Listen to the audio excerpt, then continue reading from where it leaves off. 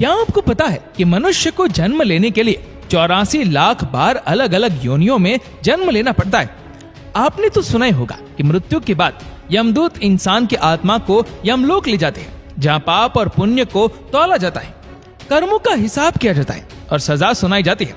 लड़की को परेशान करने पे कौन सी सजा, किसी की संपत्ति हड़पने वाले को कौन सी सजा दी जाती है और किस गुनाह की कौन सी सजा दी जाती है, ये हम आपको आज बताने वाले हैं।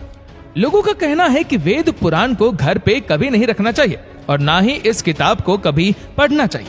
पर ऐसा क्यों?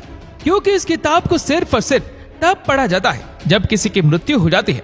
मृत्यु एक ऐसा सच जिसे बहुत कम लोग समझ पाए। पुराणों के अनुसार जीवन में अच्छे कर्म करने वाले स्वर्ग में जाते हैं और पाप से भरे जीवन जीने वाले लोग नरक की ओर चले जाते हैं। लेकिन क्या ये सच में ऐसा होता है? क्या आपने कभी ये सोचा है कि मृत्यु के बाद एग्जैक्टली होता क्या है? इस सब के बारे में हम जानते हैं इस एक किताब से, जिसका नाम है गरुड़ पुराण। गरुड़ पुराण 18 महापुराणों में से एक है। गरुड़ पुराण के 2 मेजर पार्ट्स हैं, जिनमें से पहला पार्ट यानी पूर्व खंड में विष्णु जी की भक्ति के बारे में, मेडिटेशन, योग जैसे और भी गहरे ज्ञान के बारे में लिखा गया है। लेकिन गरुड़ पुराण का दूसरा पार्ट उत्तरखंड वो बात करता है राक्षस के बारे में, मृत्यु के बारे में। यमलोक चैप्टर 1। गरुड़ पुराण में विष्णु जी ने ये बताया है कि यमलोक में चित्रगुप्त जी के पास हर इंसान के कर्मों की लिस्ट होती है। उसने कितने पुण्य किए, कितने पाप किए, ये सब कुछ डिटेल में लिखा होता है। चित्रगुप्त की सभा में हर प्राणी के पाप और पुण्य डिस्कस किए जाते हैं और उसके हिसाब से उसकी पनिशमेंट को भी डिसाइड किया जाता है। यमराज की सभा में जाने के लिए 4 दरवाजे होते हैं। जो लोग पुण्य आत्मा होते हैं, मतलब जिनके दिल साफ हो, उन्हें पूर्व यानी कि ईस्ट के दरवाजे से जाने को मिलता है। इस रास्ते में गार्डन से सुंदर हंस है और ये अमृत से भरा हुआ होता है। पश्चिम यानी कि वेस्ट का रास्ता, जो ज्वेलरी से डेकोरेट किया हुआ है। जो संत है उनको इस रास्ते से जाने को मिलता है। जिन्होंने अपने जीवन में दान किया हो या जिनकी मृत्यु किसी तीर्थ के पास हुई हो, उन्हें उत्तर यानी कि नॉर्थ के रास्ते से यमलोक जाने को मिलता है। इन तीनों दरवाजे को पार करने वाली आत्माओं को किसी भी तरह का भय नहीं होता है। उन्हें हर तरह की सुख सुविधाएं दी जाती है। यमलोक में उनकी मुलाकात धर्मराज से होती है, जो उनके आगे के सफर पर उन्हें ले जाते हैं। और जिन लोगों ने पाप किए हो, दूसरों को दुख पहुंचाए हो, उन लोगों को दक्षिण के द्वार से उसे यमलोक पहुंचाया जाता है और इस द्वार की दूसरी तरफ उनके बुरे कर्मों का फल उनका इंतजार करता है, क्योंकि वहां उनकी मुलाकात होती है धर्मराज के भयंकर अवतार यमराज से, जो उन्हें उनके पापों की सजा देता है। Punishment chapter 2। गरुड़ पुराण में अलग अलग पापों और दुष्कर्मों के लिए 28 अलग अलग भयानक और दर्दनाक पनिशमेंट बताई गई है। हर बुरे कर्म के लिए एक सजा है। इनमें से 4 ऐसी भयानक सजाएं हैं जिनके बारे में सुनकर आपका दिल दहक जाएगा। भयानक चाबुक मार। जो लोग दूसरों की संपत्ति चुराते हैं, यम के सेवक उन्हें रस्सी से बांधकर तमिस राम नाम के नरक में भेज देते हैं। उस नरक में उनको चाबुक से लगातार मारा जाता है।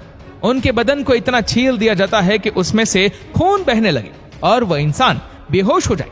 जब उसे होश आता है तो ये सारा प्रोसेस रिपीट किया जाता है, तब तक जब तक उसके सारे पापों की सजा खत्म नहीं हो जाती।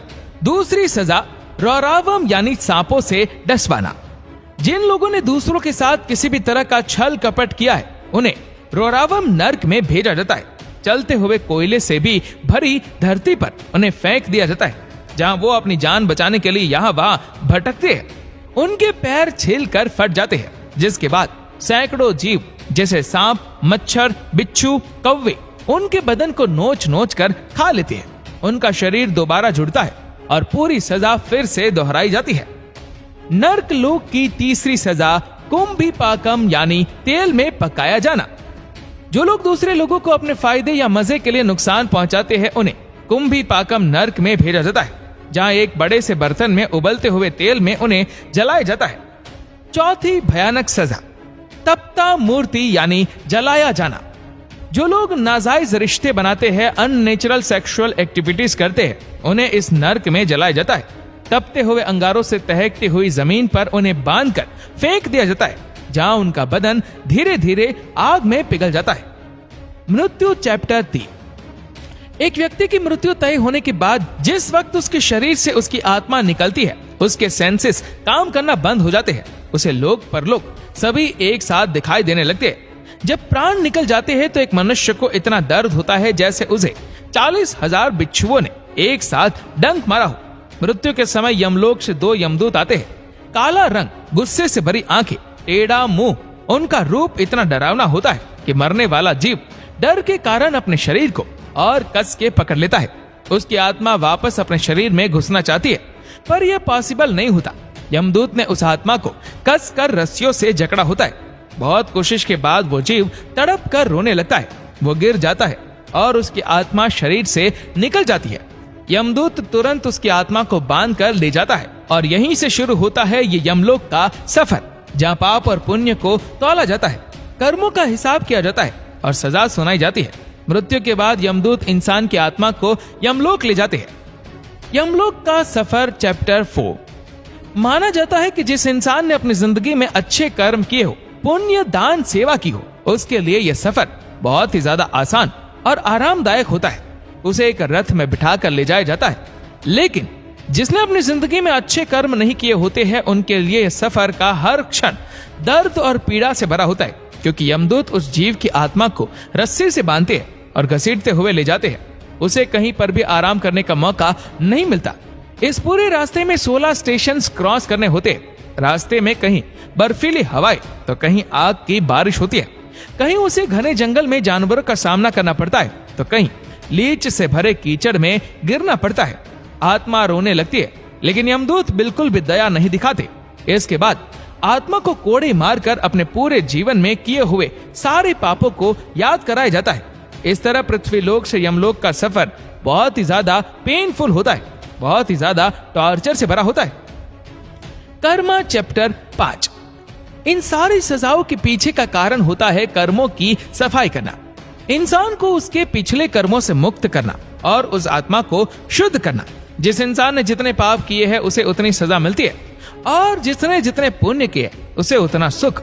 लेकिन दोनों का ही पर्पस होता है आत्मा के कर्मों को बैलेंस करना, क्योंकि ऐसा हो जाने के बाद आत्मा अपने सारे बॉडी अटैचमेंट से अलग हो जाती है और उसके पुनर्जन्म का प्रोसेस शुरू हो जाता है। गरुड़ पुराण में भगवान विष्णु कहते हैं, जिस तरह इंसान कपड़े बदलता है उसी तरह आत्मा भी शरीर बदलती है, लेकिन एक मानव शरीर मिलना बहुत ही भाग्य और कष्ट की बात है। गरुड़ पुराण के चैप्टर 4 में विष्णु जी गरुड़ देव को बताते हैं, एक जीव को 84 लाख बार अलग अलग योनियों में जन्म लेना पड़ता है। उसके बाद मनुष्य योनि में जन्म मिलता है। एक जीव को उसके कर्मों के आधार पर, उसके पाप और पुण्य के आधार पर अगला जीवन मिलता है। वो कभी कोई कीड़ा बनता है, कभी कोई पशु या पक्षी, या फिर कोई पेड़ बन जाता है। ऐसे ही 84 लाख बार अलग अलग रूप में जन्म लेने के बाद जब उसके पाप और पुण्य बराबर हो जाते हैं, तब मनुष्य जीवन की प्राप्ति होती है। गरुड़ पुराण डिटेल में डेथ की बात करती है, पर साथ ही ये हमें कई सारे लाइफ लाइसेंस भी सिखाती है। ये हमें बताती है कि हमें मनुष्य जीवन बहुत मुश्किल से प्राप्त होता है। इस जीवन को किस तरह जीना है, ये चॉइस हम सबकी है। आपके इसके बारे में क्या राय है, हमें नीचे कमेंट करके जरूर बताएगा। और इस वीडियो को आप अपने तक सीमित ना रखें, जितना हो सके इस वीडियो को शेयर करें फेसबुक पर, व्हाट्सएप पर, यूट्यूब पर, और ऐसे ही और भी इंटरेस्टिंग वीडियोस को देखने के लिए